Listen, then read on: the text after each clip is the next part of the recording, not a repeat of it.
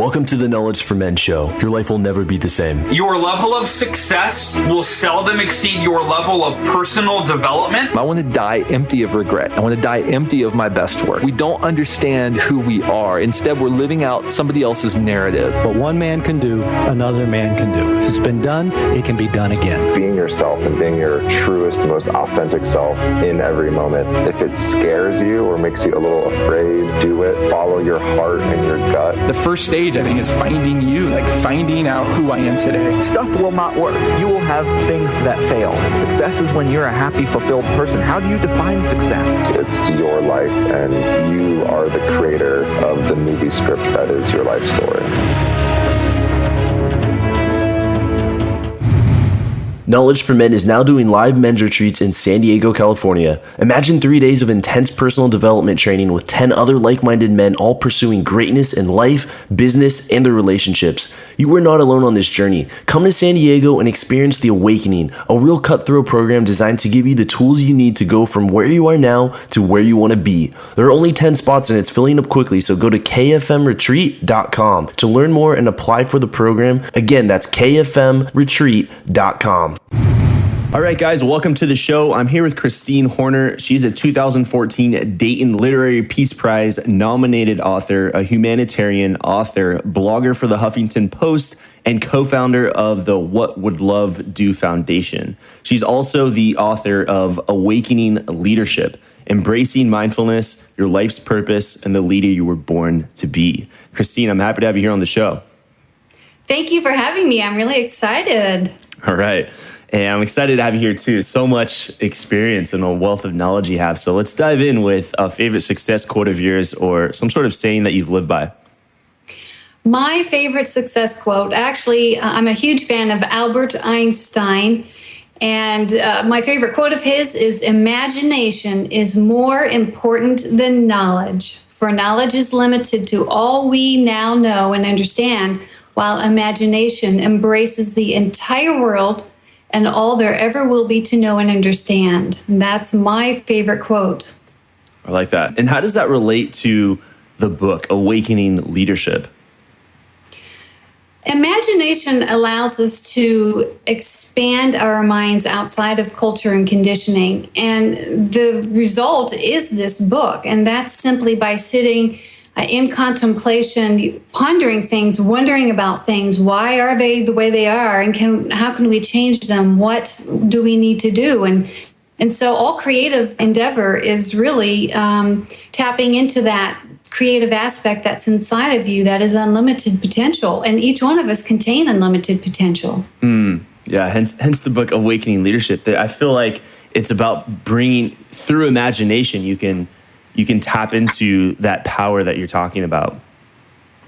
Exactly. And you have to have an open mind to do that. You have to be able to go outside the box and explore even wild ideas. And when you the stepping stones to do this, it's amazing what your mind can tap into. There really is a wealth of knowledge floating around the entire universe. If you want to really go deep into the message, that you can tap into at any time just by opening your mind. And, some people have used drugs to do that in the past, but you really don't need drugs. You just need a nice walk in nature. And some of our greatest thinkers they spent more time outdoors than they did indoors. And they spent their time in nature on walks. And Tesla, Thoreau, Emerson, Einstein, huge fans of nature. And they spent quite a bit of time out there.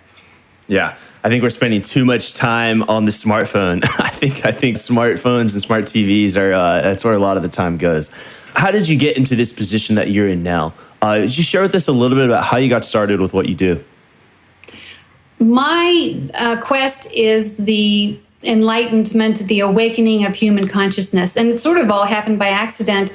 And it simply came from my background being a strict religious denomination, which it's not important which one it is. And even as a child, I questioned it. I questioned everything, and spending a lot of time outdoors in nature, because I'm from the generation, I was raised during the 70s and 80s, where we didn't have all these electronics, that I was literally kicked out the door, and my mother locked the door so that we couldn't come back in and bother her for the day, that we spent our time out in nature. And it made me question everything. And when you begin to question everything, that's when life gets really interesting. And so this has sort of been a lifelong quest of questioning everything. And as you continue to do that, you gain more insights, more wisdom, and young or old, wisdom can come to you, but certainly through the decades, more and more comes to you if you're open to receive it.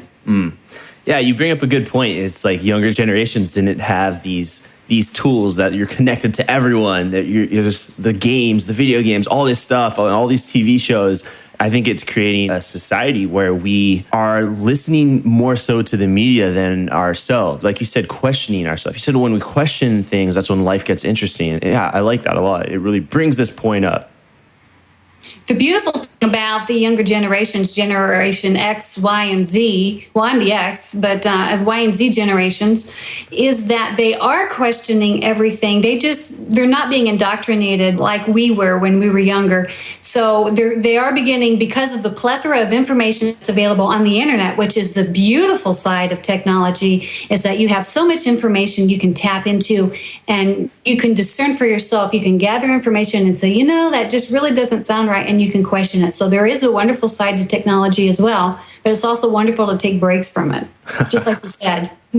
Absolutely. So what is genuine leadership, and how can we connect with the leader that's inside of us? How do we tap into that? Genuine leadership is a transition that is happening as we advance in consciousness. We're going through a quantum leap in consciousness right now. Especially, it's so exciting to see the younger generations almost practically born with this instinct. And the internet is helping with this as well. Our expansion of consciousness used to be all about me back in the 80s and the 90s. And because of social media, it's become we, and we're becoming socially conscious. We're expanding out into the world, and this is a wonderful thing. And what we're learning is that we have the power to be the change. And this is new because in the previous generations, everyone expected and looked outside of ourselves for power, authority, and leadership. And the power and authority and leadership is actually contained within us. And we're discovering this because of social media. So it's very exciting. And the new leadership paradigm, Andrew, is that each one of us has the power to make a difference when we are consciously aware of our actions, and that every step that we take, rather than creating divisiveness, which is a habit of the older generations, as you well know, in the old politics and that type of thing, but in the younger generations, we come together to create unity so that every contact that we make with another human being is an opportunity to find common ground, which social media is allowing us to all find common ground, and to say, hey, how can we come together and prove this, fix this, let's collaborate. And it's really exciting, the things that are happening because of collaboration. Yeah. And how does mindfulness and self-acceptance unlock this personal limitation? Well, we're discovering that each one of us has particular strengths. And this is coming out again, because of all the opportunities that collaboration is calling forth. We're saying, I'm really good at this particular thing. Maybe I'm good at communication. Maybe I'm good at different things. So first, number one, we tap into our strengths. We are more aware of our individual strengths than we've ever been before. Before, we were taught to you go to school, get your education, and you get out in the working world in the industrial revolution, and you get out and you mass produce, you mass work to get the American dream, the house and everything. But things are changing, and people aren't so interested in materialism as they are exploring their individuality. And this is really exciting because through mindfulness means to become self-aware and to explore that and to remove judgment from around yourself so that you see, wow, I'm really good at this, but maybe I'm not so good at this. So I'll collaborate on this part that isn't so good. But what I'm really good at, I'm going to tap into that. I'm going to cultivate that, and I'm going to create space around that to create more opportunity to develop it even further. So this is a feedback loop that's happening as we connect with more and more people, even globally. Within our local community is very important, but globally is also very important. And the amazing ideas and inventions that the 20-year-olds are coming up with, the 25-year-olds, the 30-year-olds. It's absolutely incredible, Andrew, what's happening at an exponential rate. Are you talking about like technologies and new businesses that are being started by this generation? Oh, absolutely. We have young kids, teenagers who are inventing machines to clean the ocean, who have come up with diagnostic tests for cancer, who have come up with solar lighting that have just been waiting to come out. And because they're able to tap into this information and knowledge through the internet, it's been amazing, all of the things. But not only that, there's an inner strength and power that we're tapping into is the result and the most important component of creativity is going within. And we talk about that a lot in Awakening Leadership, the book, about how going within, your source of power is not outside of you, Andrew, your source of power is inside of you. And to really tap into that source of power, how can we disconnect from our automatic pilot of living and really just start allowing us to begin living a life of choice and choosing to bring us more joy and reconnecting with our life's purpose? And you nailed it exactly on the head. It's choice. And that is removing our lives from autopilot. Exactly what you're saying. We must cultivate time when we first wake in the morning. It is just automatically habit. And I even have to fight it to want to get on the laptop and see what's going on out in the world. But I make time, like this morning, I wanted to dive into work because I've got a lot on my plate at this time, but instead I shut the lid of the computer and I went on a 2-mile run. And going out on that run, I had a wonderful insight, and that's the one that I mentioned earlier, that we spend more time out in nature, that the greatest thinkers all spent more time out in nature than inside. And that was so important that I posted it on Facebook today. And so we must make time to turn off the machines, limit laptop time, limit phone time. In fact, I got rid of my iPhone. I got rid of my smartphone, and I just have a regular phone now because I figure it can wait. There are things like that you have to make time for. And it's tough because technology is so fun. Not only fun, but it's an addiction. So minding that addiction, bringing awareness to it, connecting with people on the human level, making sure you spend time with your family, your kids, your loved ones, connecting at work, those types of things, and building those relationships is where we have to remain mindful and focus. So having that balance between the two, it seems like this new, technology, what's happening today, has its positives, and there's also the negatives where it's kind of taking us away from our own social systems.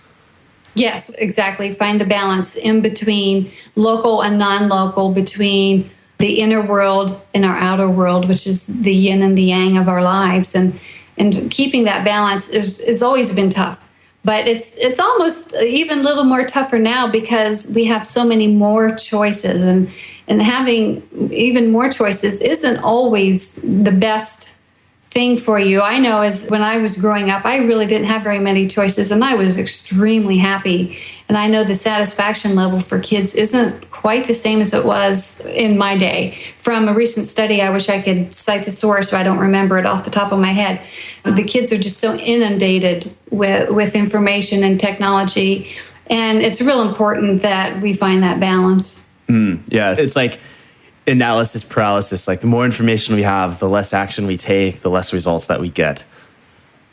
That can happen. So making time for nature is, I cannot tell you, Andrew, more than anything else, get out and walk, get out in nature, get out on your bike and be 12 years old again. And if you are 20 years old and you're riding your bike, thank you. Just get out and do more of it. It is so fantastic just to free the mind, to expand it. So it is, I recommend it more than anything in the world. Yeah, this sounds really refreshing. A part of the book, talking about leadership, what can be learned from great leaders of the past? And you mentioned a lot of really famous, successful people in the beginning. My favorite leaders are Martin Luther King, Gandhi, Mother Teresa. They all held a vision in their mind. And In the old paradigm, the old leadership paradigm, it seemed that only a few of real leaders understood this vision and held on to it. But something is happening as we shift consciousness. And I'll tell you exactly what the shift is, Andrew. We are moving from separation consciousness, the idea that we're all separate from one another, to unity consciousness, to the new idea that we are all indeed interconnected.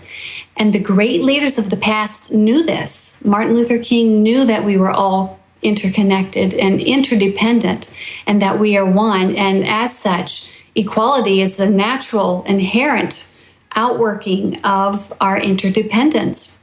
So in the new leadership paradigm, and it seems because of technology that the children being born today seem to automatically understand this and know this, is our interdependence and that we are one. And this is the vision that all of the previous leaders that we hold to be great in our minds understood, and they held that for the rest of us. And the calling for them to be leaders, they didn't just rise out of nowhere. It was all the individuals, all of us behind them. So all of Martin Luther King's supporters, they understood also that we're all interconnected and that we're all one. And it was a feedback loop. So Martin Luther King wouldn't have existed if it weren't for all the supporters behind him, and vice versa. So all the supporters that came up to rise behind him also was because he was there. But now what's really exciting, and we saw this, I am so excited because what we saw in Charleston, South Carolina, was this in action. We saw tens of thousands of people come onto the bridge to hold hands, to join together in unity. And there was no one in charge making this happen. They just did it. And this is the new consciousness in action. And this is the new leadership paradigm where each one of us takes responsibility for our corner of the world. And we reach out to connect with someone, to build something, to grow something. And it's love. It is literally love in action. And Charleston, South Carolina, as tragic as it was, brought something so beautiful to the world to see that it just brings me to tears practically every time I even talk about it. What was that event? I'm aware, but what is the event so someone listening can research more about that? Oh, sure. With the Charleston shooting, there was a shooter, of course, that went into the church and massacred several people within the church. So as a response, there was not the looting in the neighborhoods, the rioting that had occurred with the Boston episode of the youth being shot by police there. Charleston chose a different course of action. Rather than looting and rioting, causing a big violence, perpetuating what the tragedy, they immediately shifted the tragedy to a message of love, of unity. And I was just on that bridge in April. It's a huge spanning bridge. Charleston sits on the water by the ocean, and there's a huge bay in there. And of course, there are, islands that they have these huge bridges that span. So they all walked on the walking portion of the span of the bridge and held hands and hugged each other and cried. And thousands of people, they made this decision. And they all acted under their own guidance, their own inner authority to do this. And it was such a showing of love that I believe because of that, and because they chose not to riot, etc., that more action, positive action and changes, they were the change. And more positive changes have come out of that outreach of an outpouring of love than we've ever seen happen so quickly before. It was just amazing. Yeah, I'm on my computer, obviously, so I found an article that really captures a lot of this on the Huffington Post. Thousands walk hand in hand across Ravenel Bridge to show support for Mother Emanuel Church. Just for the guys listening, they could search that, Huffington Post, a ton of pictures really capturing some really emotional images here of people on the bridge connecting in unity. So, yeah, this is good. Thanks for sharing this. And now let's dive into something, a part of the show I call the knowledge round. Just going to ask you some rapid fire questions just to bring out more from you here. So are you ready for the knowledge round, Christine? Okay. All right. Someday I'll go after my dreams. Someday I'll take action. Wouldn't the world be a better place if we were all inspired? If the world wasn't full of uninspiring people? We're all taught that life is tough. Life is hard. But the awful truth is that life is easy. It's pretty easy to live and do just enough. But truly living, chasing your dreams is hard. What are you dying to do? What is it that lights a fire in your heart? Don't wait till someday to answer this question. There is nothing more important than figuring that out. We're all dying, but if you're not chasing your dream, then you're already dead. Guys, go to kfmretreat.com to apply for my retreat that will change everything. Go to kfmretreat.com to apply and be part of a program that will be a catalyst for redefining your life. Welcome to the Knowledge Round, where the guests will be asked rapid-fire questions to give the audience invaluable pieces of wisdom to help transform their lives. Starting in 3, 2, 1, showtime. Now, the first question I have for you is, what advice would you give to someone who's feeling lost or unsure of their purpose? Well, first of all, I would say go for a walk. Immediately go for a walk and get on your bike and begin to ask yourself, what do you value? And right there is your launching starting point. When you discover what do you value, what is important to you? Is it creating community? Is it, do you want to help end homelessness? Whatever it is you value, then I suggest you take action. So figure out what you value and find some way to volunteer. I cannot tell you the benefits of volunteering to your soul. If you're feeling useless, depressed, if you're not sure what to do with your life, immediately figure out what you value and start volunteering, even just a couple hours. Yeah, it's good. I get asked the question a lot, and a common thing that I see is that the person is reading a lot, spending a lot of time in a consumption state where they're reading, listening to podcasts, which I recommend, but on YouTube, instead of going out into the world, instead of going out and experiencing life. And I believe that you can really discover that through experience. Yes, you've gone internal too far. So again, that's the balance again. You need to get out and get out of your own way and actually get the focus and attention off of you, because that's, the focus is way too, it's too narrow. You've put a beam on yourself, and that's so easy to start saying, woe is me, instead of saying, wow. You're saying, whoa. So let's say wow instead. All right. Okay. And can you name a person who's been a mentor in your life? And if so, who is this person and how have they impacted you? Well, I'm one of those readers that you were just talking about. Okay. You're like, leave them alone. Well, no. It's a wonderful thing. But like you say, we go through periods where you contract and expand. So I went through a 5-year contraction where I was reading everything that I could get my hands on. And I did this for about 5 years, and then I started to expand again, and I wanted to take everything I learned back out into the world. So hopefully, you're not all going to do 5-year contraction like I did, but I went through some pretty tough things. I had a daughter, 11 years old, who was diagnosed with cancer, a brain tumor, and so we went through a really rough time, and I focused and put my attention there. And while I was going through that, I read everything that I could get my hands on. So there is no one out there. I have read so many books by everyone, and you put together the big picture pretty quickly when you do that, along with your nature walks. Yeah. And so on that 5-year journey of just really diving in and learning and self-discovery, what would you say in that period were 2 of your most influential books, and why? Some of the hardcore spiritual teachers that teach non-duality, if anyone knows what that is, that Sagarata, Paramahansa Yogananda. If you're familiar with those books, you know who I'm talking about. I would say those really had the greatest impact on me.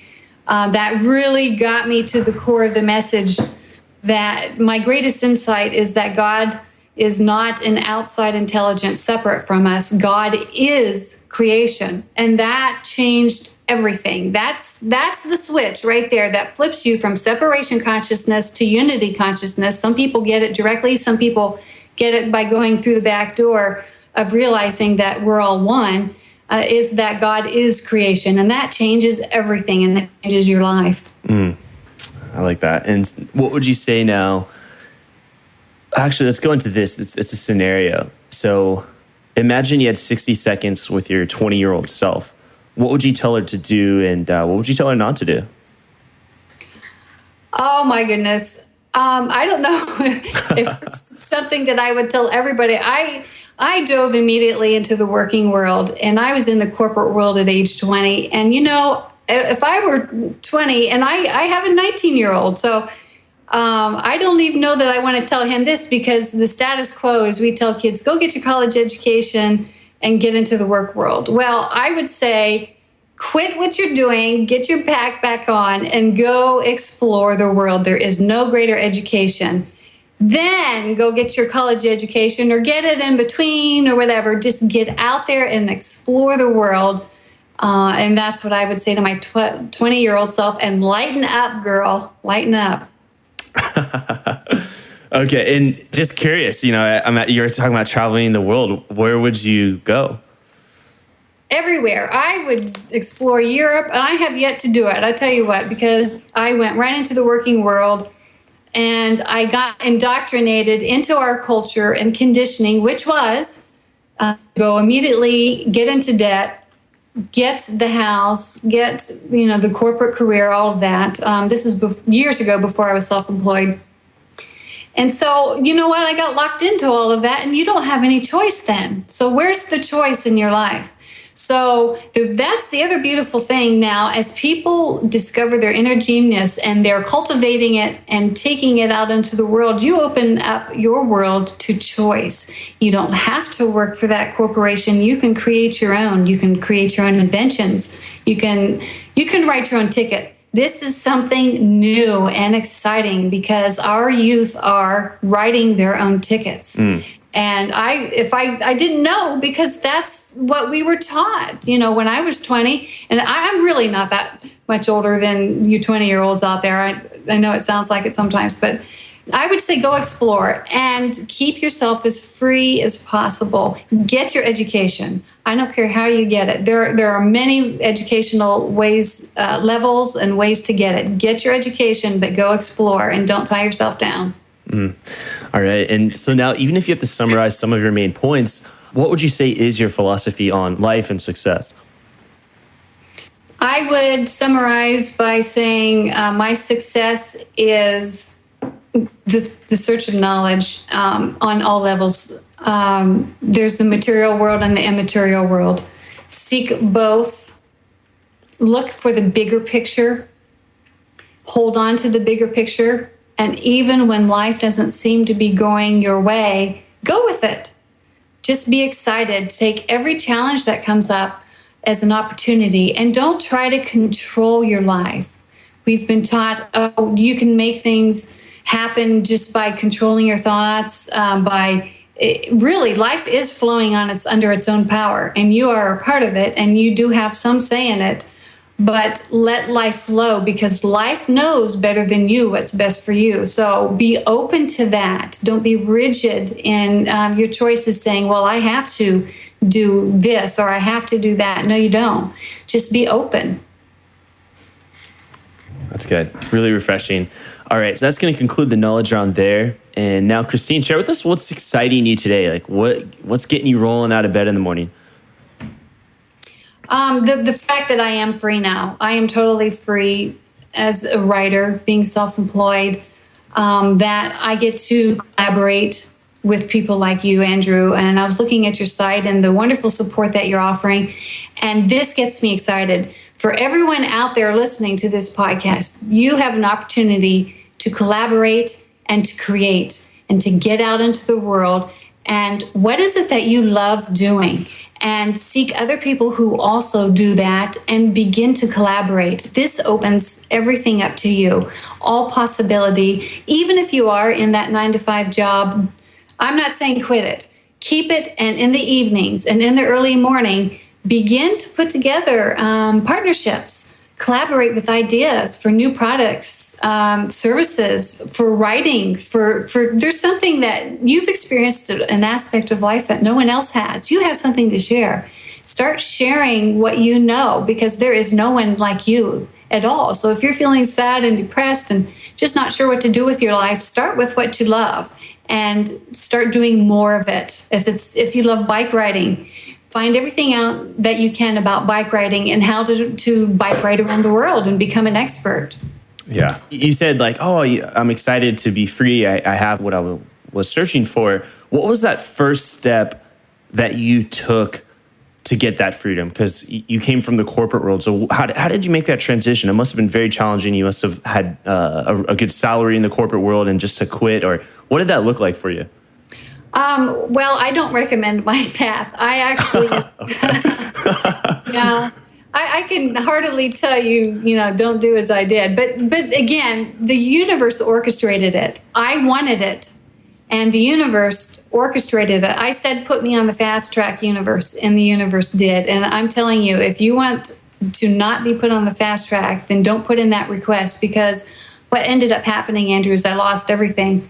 A home, went through divorce, had young kids at the time. I lost everything. And I cannot tell you what a blessing that was to be free of material things, because everything that you own owns you, and to be free of it. And I'm going to tell you something. When I said I'm free, I own nothing but this laptop that we're talking through.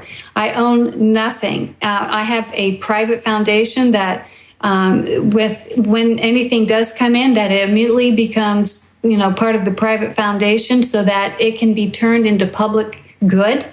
But owning nothing and being a steward rather than an owner is the new rich, and it's freedom. So yeah. I wrote an article about it. It's called "Stewardship is the New Rich," and that means keeping yourself free and open. So I would say to everyone, don't quit your jobs. Just begin where you are and begin to cultivate the type of life that you want to live. It doesn't have to be radical like I went through.